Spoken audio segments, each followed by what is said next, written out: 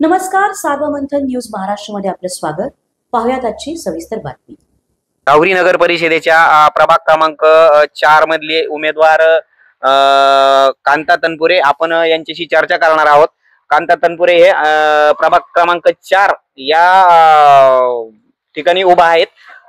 सदर प्रभाग क्रमांक 4 हा तनपुरेंचा बालेकिल्ला समजला जातो. ते तसे पूर्वी प्राजक्त तनपुरे यांचे कट्टर समर्थक होते, तर त्यांनी बंडखोरी करून उमेदवारी केलेली आहे. आता ते मतदारांपर्यंत कसे पोहोचतात आपण त्यांच्याशी चर्चा करणार आहोत. तुम्ही मतदारांपर्यंत काय विजन घेऊन जाणार आहात?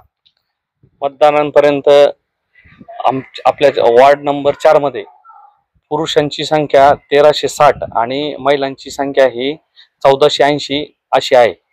त्यापैकी वार्ड हा जो इकडचा तिलेश्वर डुबीचा माळा असेल, तनपुर गल्ली असेल, वावसेनबाव परिसर असेल, माळी गल्ली परिसर असेल, कुडीवाडा परिसर असेल, मडगल्ली परिसर असेल, खाटी गल्ली परिसर असेल, अशा पद्धतीने हा वार्ड पूर्णपणे हे ॲक्वायर झाला आहे. तर त्याच्यातले जे मूलभूत प्रश्न आहे, काही त्याच्यात नाही का कचऱ्याचा प्रश्न असेल, पाण्याचा प्रश्न असेल आणि ह्या जे विजेचा लाईटचा काही प्रश्न असेल नाही का, ह्या ज्या मूलभूत गरजा घेऊन किंवा रस्त्याचे काही कामं असतील, ह्या ज्या मूलभूत गरजा घेऊन आपण ही निवडणूक लढवतोय. आणि मी जरी अपक्ष असलो तरी जनता पुरस्कृत जनतेच्या आग्रहा खातीर आपण ही निवडणूक लढत आहे. आपण निवडणुकीला सामोरे जात असताना आपला जो स्पर्धक आहे तो असा तुल्यबळ वाटतो का, की तुम्हाला असं प्रथमच आपण नगरपालिकेच्या निवडणुकीमध्ये उमेदवारी करत आहात? मागील पंचवार्षिकला आपण उमेदवारी अर्ज दाखल केला होता, मात्र आपल्याला उमेदवारी माघारी घ्यायला लावून आपल्याला पुढील वेळी चान्स दिला जाईल असं सांगितलं होतं. तर आपलं याबाबत काय म्हणणं आहे? तसं जर पाहिलं तर उमेदवारी करत असताना की पुढचा स्पर्धक तोलबळ आहे, सरस आहे की नाही याच्याकडे लक्ष न देता आपले जे मूलभूत प्रश्न आहे, वार्डातले सामान्य जनतेच्या काय समस्या आहे याच्यासाठी आपण निवडून यायला पाहिजे आणि आपल्याकडून त्या समस्येचं निराकरण व्हायला पाहिजे, ह्याकडे जास्त आमचं लक्ष राहणार आहे. दुसरी गोष्ट की आपण जे आपल्याला उमेदवार केलंय आज, की हे आपली कसली तयारी नसताना की कसलाही त्याच्यात आपलं म्हणजे एक घोडदौड नसताना तरी सुद्धा आपण अपक्ष राहिलोय. एक जनतेच्या प्रेमा खातीर व जनतेच्या आग्रहा खातीर ही उमेदवारी आपण अर्ज ठेवलेला आहे, की जेणेकरून आपल्याला वार्डातले कामं करता येईल, सामान्य जनतेचे आपण समस्यांचे निराकरण करू शकतो. यासाठी मला उमेदवारी अर्ज लोकांतर्फे सर्वसामान्य जनतेतर्फे दिली गेली आहे आणि त्याचं नंतर नक्कीच त्याच्यात आमचा विजय होणार हे ग्वाही देतो.